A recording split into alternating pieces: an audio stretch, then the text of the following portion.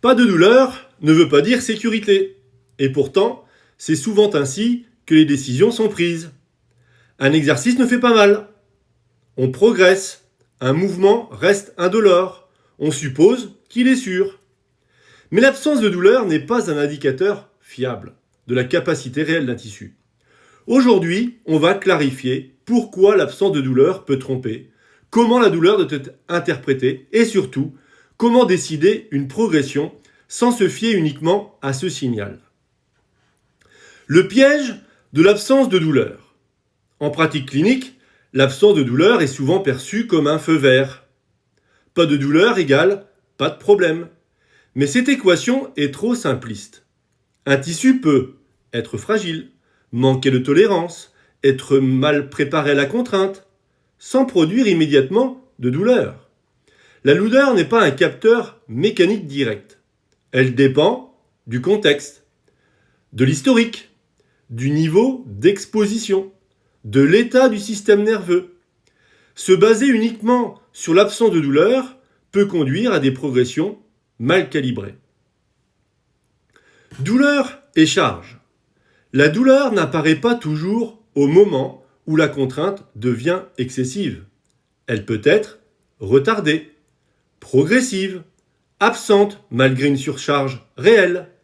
Un patient peut tolérer un exercice aujourd'hui et développer une réaction 24 ou 48 heures plus tard.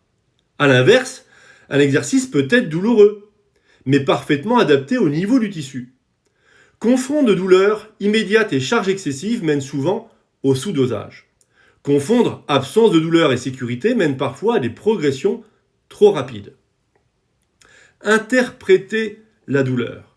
La vraie question clinique n'est pas est-ce que ça fait mal, mais comment le corps réagit à la charge. Pour interpréter correctement, observe la réponse post-effort, analyse la récupération, évalue la progression fonctionnelle, surveille les réactions retardées. La douleur est un signal, mais elle doit être replacée dans une vision globale de la tolérance à la charge. Décision clinique. Progresser ne signifie pas éliminer toute douleur. Progresser signifie augmenter progressivement la tolérance contrôlée au stress mécanique. Une progression clinique solide se base sur la réponse immédiate, la récupération, la stabilité fonctionnelle, l'évolution des capacités, pas uniquement sur l'absence de sensations douloureuses. Charger intelligemment, ce n'est pas éviter la douleur, c'est comprendre ce qu'elle signifie réellement. En conclusion, la douleur est une information, pas un verdict. Et surtout, pas de douleur ne veut pas dire sécurité. La clinique ne doit pas chercher le zéro douleur absolu. Elle doit chercher une adaptation progressive et contrôlée.